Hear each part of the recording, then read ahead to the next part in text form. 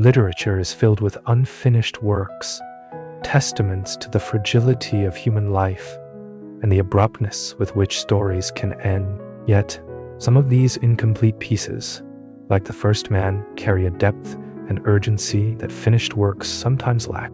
They are raw, honest, and intimate, as if we're reading the writer's mind directly.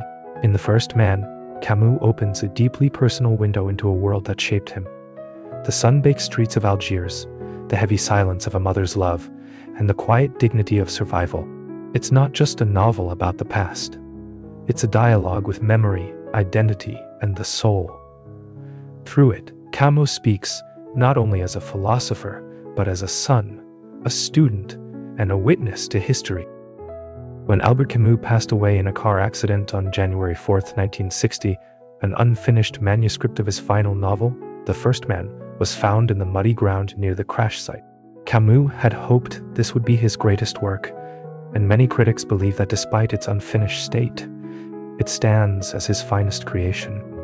The First Man is one of those autobiographical novels that, while on the surface seem to tell a personal story, carry within them profoundly deep and philosophical meanings, setting it apart from other works of the same kind. Unlike Camus's other works, such as The Stranger and The Plague, which focus more on philosophical ideas, The First Man is rooted deeply in real characters, places, and landscapes from Camus's own life.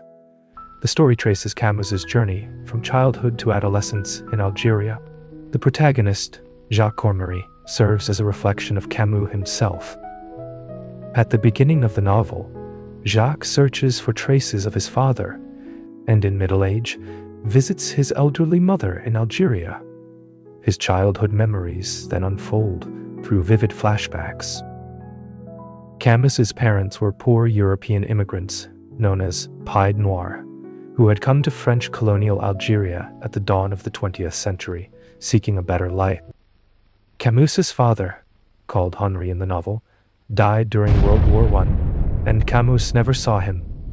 From childhood through early adulthood, he lived with his deaf and illiterate mother, his grandmother, uncle, and brother.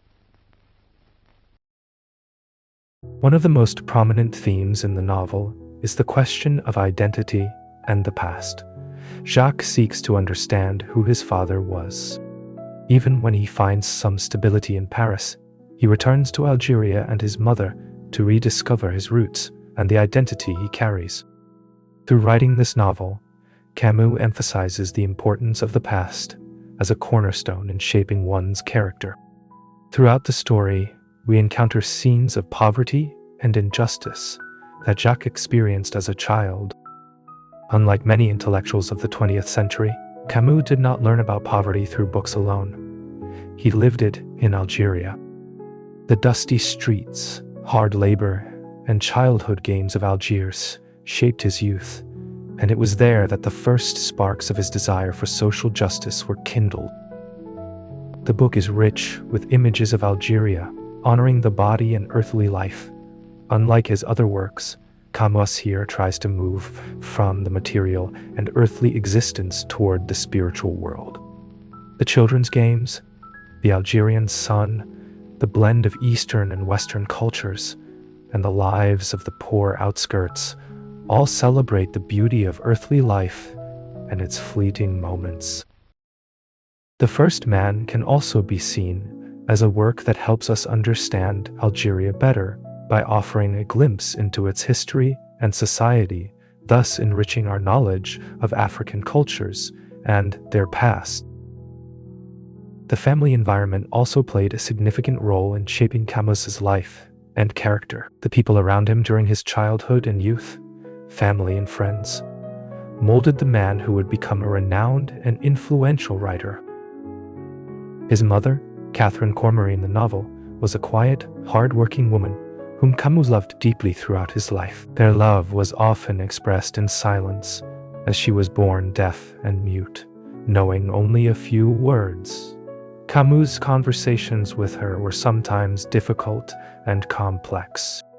From his mother, he learned patience, perseverance, hard work, and love, qualities reflected carefully throughout the novel. His strict grandmother maintained order in the household, though Camus was not especially fond of her. His uncle, Etienne, who was also deaf and mute, was cheerful and kind, making barrels to earn a living. Mr. M. Bernard, Camus' childhood teacher, greatly influenced his success in studies and his passion for literature.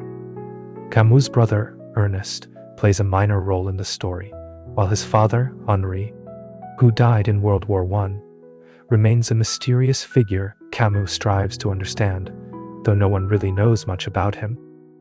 After Camus's death, his friends and colleagues read the unfinished manuscript of The First Man and believed that the novel should not be published at that time, fearing that Camus's opponents might use it to attack his character.